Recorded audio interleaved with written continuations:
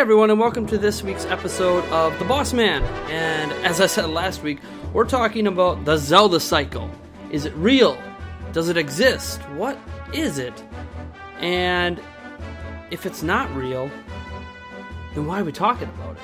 The Zelda cycle is fan reaction to different games in the series, and its origins, I believe, stem from The Wind Waker. Now, when The Wind Waker came out in 2003, there was a lot of hate for the game. It was considered the worst Zelda game ever. It was made for kids.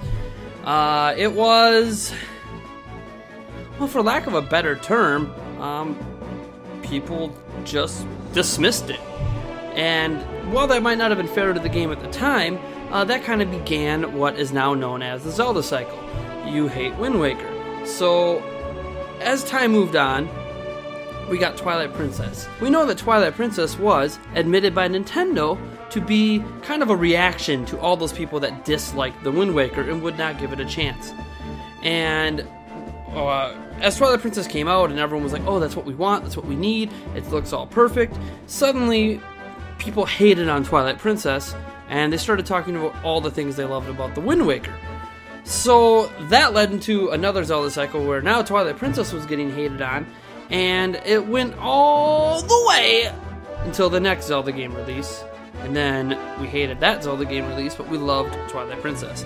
Now you can see how this kind of becomes an ongoing cycle. We hear about a game, we get excited, the game comes out, we hate it, the next game comes out, we get excited for that game, and then we hate that game and we love the previous game. That's the gist of what the Zelda cycle supposedly is. Now, I have a totally different take on this, and I actually wrote an editorial about this, I believe, a year or 2 years ago, saying that the Zelda cycle isn't in fact real. Now, this isn't to say there isn't a pattern. There is certainly a pattern of behavior, at least that we could notice on the internet. You know, and in today's world, we kind of think of the internet as the law and all opinions for everything. That's not true, but hey, I'm on the internet, I'm talking to you, so your opinion is what matters for this show. So, the basic gist of why I said the Zelda cycle isn't real is because you take the different aspects of the Zelda fandom. When a game comes out, there's a lot of opinions.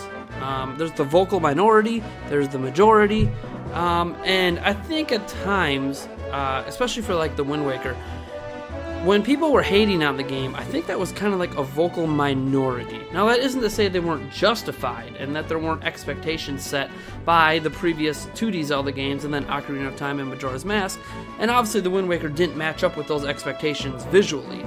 Still, it kind of built up into this thing where a lot of people bitch and moan about something they don't like, and then over time those people that were bitching and moaning have less and less to bitch and moan about. I apologize for that colorful language, but that's kind of how I look at how the fans react at times. They really complain. They're complacent. So as the fans were reacting this way, over time the fans that reacted were dying down. And slowly the folks that were too busy playing the game at the time to really be gushing on the internet about it would start gushing about the game. So then Twilight Princess would come out and fans would start talking about how they didn't like Twilight Princess and how much they liked the Wind Waker. So I think the basic gist is this. The Zelda cycle is what it is, but it's not exactly the way that we think it to be. It's not as generalized. You have the majority and the vocal minority. The Wind Waker sold 4.5 million copies. So, and that was back when it came out in 2003.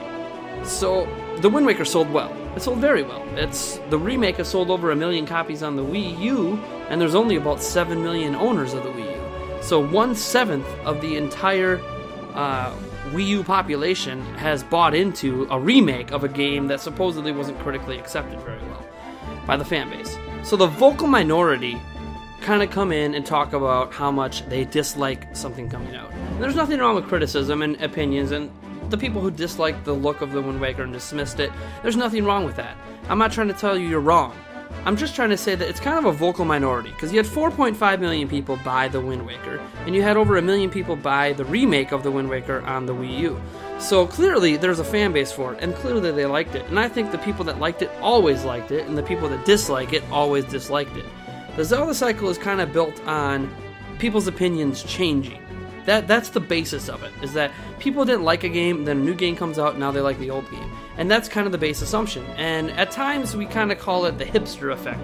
Majora's Mask is extremely popular right now, and people feel that the game wasn't that popular when it came out, and so now it gained new fans over time, and they're kind of joining the hipster movement of how, oh, now people talk about how dark and gritty Majora's Mask is, so now we're really into Majora's Mask. And I don't think that's the case at all. I think the people that didn't like Majora's Mask when it came out still don't like Majora's Mask. And the people who loved Majora's Mask when it came out still love Majora's Mask. And I honestly think the demand for Majora's Mask came kind of from that community of people that already liked Majora's Mask. They weren't people who joined in because there was an editorial that came out talking about the message of Majora's Mask, or the 5 stages of grief, or how Link is dead, which is totally not true, but I'm not going to get into that in this episode. The point is that fans like what they like and they dislike what they dislike. And while opinions can be swayed over time, generally, if you did not like that 3-day system in Majora's Mask and that's why you can't stand the game, no amount of depth or no amount of fan dribble is going to convince you otherwise that, hey, I can still look past that 3-day system because look at what else is here. That 3-day system is quintessential to the entire game. So if you don't like it, you're not probably going to like the game, even if you like certain aspects of it, like say you like the transformation aspects. So that kind of works with the Wind Waker. If you didn't like the art style back in 2003, you probably still don't like the art style now. Now, you might have given the game a chance, and you might think the game is better than you initially gave it credit for, but that doesn't mean you like the art style. And if you remember, that was the criticism. It was that this game is for kids because of how it looks. And that opinion probably hasn't changed. Even if you think now, oh, there's more depth to the game, you still dislike that art style. So your opinion still stands as it did back in 2003. So that's why I think the whole Zelda cycle is hogwash. I don't think people are flip-flopping opinions and changing how they feel about a game in terms of whether or not they hate the game or like the game. They either always like the game or they always dislike the aspect of the game that they were complaining about to begin with. A big complaint with Twilight Princess was that the graphics were muddy, that even though they were really impressive for a GameCube title, and that things looked too brown, which I guess goes along with the muddy comment. That it was too linear. It's just one of those words I can't pronounce very well. You know, it kind of went along with this whole aspect that Twilight Princess didn't fulfill the initial promises, like the giant open battle that we saw, and the forest area, both of which never made it into the final game, and got people to dislike the game. And those are fine and valid criticisms, but if you didn't like that then, you still don't like that today, and no amount of opinions from other people are going to change that. That's kind of why I think the Zelda cycle is hogwash, and I don't think Nintendo should pay a lot of attention to it. Now, I'm not trying to say that the Zelda cycle doesn't point out a pattern of behavior, because it does, but I think it points out the wrong pattern of behavior. I think the Zelda cycle, and talking about it and pointing it out and saying, oh, here we go again, it's accentuating that people have different opinions, different people talk at different times, and as we move on, people that were really hating on a game when it came out, don't find as much reason to keep repeating their same hate for years and years and years.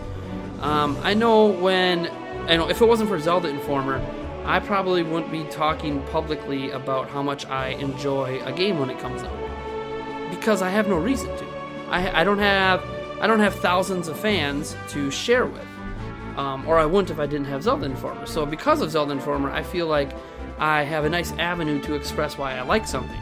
But if I didn't, I would be too busy enjoying the game, as the haters would be coming in and talking about how bad the game is, and I just wouldn't really want to talk about how much I enjoy it, because the haters just make me not want to talk about it. So you kind of wait till it dies out. And really, when does it start dying out? When a new game comes along for the haters or people who dislike the game to start focusing on or get excited for, and then suddenly I have my ability to get my voice out there. Hey, you know what? I really did like that previous game, and chances are I've always liked it. So the Zelda cycle, there's a pattern. That pattern of behavior is not the same as our opinions actually change. So yeah, Zelda cycle. I don't think it exists. I don't think Nintendo should pay attention to it. I think if Twilight Princess ended up being some toon-shaded masterpiece, unlike the realistic or more realistic art style masterpiece it became, I think it would have got just as much love as the Wind Waker did. at the time. So, yeah. Man, crickets. I mean, what else is there to say? I keep thinking there's something going on this week that I want to talk about. So here's the deal. I am running a new editorial series. Now, it's kind of a repeat of an old editorial series, but in a new way. And there's been some criticism of how this series has been run. So I kind of wanted to speak out to people who might follow some of my other work at Zelda Informer. I started this new series about Zelda games and going through each individual game. I believe there's 17 altogether so far, maybe 18. I can't remember if that includes Four Swords as a separate game or as a side game connected to A Link to the Past on the Game Boy Advance. I can't remember how that's counted right now at the top of my head. So I go through each game and I talk about the good aspects of that game and why someone might find that particular game to be the best in the entire series. Now, there's a lot of criticism of it because there was about 3, 4, 5 years ago, I wrote, I believe, 2 or 3 editorials talking about different games and why I think they are the best Zelda games ever. Now, at the time, the premise was the same as it is now in that I wanted to talk about why someone might think the game is the best, except at the time, I did think that game was the best, and my opinion rapidly changed. As we all know, when you're debating what games can be the best, you always think a game is good, but whatever game you're currently playing at the time might remind you of things that you enjoy, and you start to enjoy it a lot more than another game. So that's what happened with that series, and it became a series of stating my opinion as facts, and I really apologize. Seriously, I do. I don't ever mean to be like, this is my opinion, and this is the way it is, and too bad if you disagree because you're wrong. People are free to disagree with the new article series. If they do not like the aspects that I paint as good, that is okay. It's perfectly fine. I'm not here to convince you that this game is really good. I'm just hoping to provide a new perspective that maybe a game that you didn't give a chance, like Zelda 2, which, personal bias, favorite game. Maybe you'll give it a chance because I present it in a new light you didn't think about, because you had always been on the side that, oh, the game sucks, it's too hard, it's the worst in the series. You don't hear a lot of positives about it. Even the games that you hear positives about, maybe you don't know the specifics behind why people think so highly of that game. And on the same flip side, I want to start a new series where I look at the worst of every Zelda game. And I know that I have a feeling that I'm going to be labeled as a hater, and that Zelda Informer is going to be labeled as, oh man, you hate Zelda games. All you're doing is pointing out all the bad things in the Zelda games. Even though we just got done with that article series that pointed out all the good things. So I already know that backlash is coming, so I just wanted to give you a forewarning that, hey, I have a 34 article series going on talking about the best in each game and the worst in each game, and why that can make someone hate the game and why that can make someone absolutely love the game. I just wanted to warn you, it's coming, it's already started, and I'm not trying to start flame wars, I swear. I'm just trying to get people to closely look at the games and why people like and dislike them. Yeah. So, that Zelda cycle, man. I feel like if it does exist, it exists with our fans, because they're gonna hate us for it and then love us for my article series later. I mean, that's what it's been like since, what, 2008, 2007, 2008 when I got here? July 2008, July 16th? Yeah. So, love and hate. Some of you guys hated me 4 episodes ago, and now you like me. Some of you hate me now. How do you like me now? Now that I'm on my way. Alright, I'm sorry, guys. Had to get a little singing in. This is a really long episode. Lots of editing.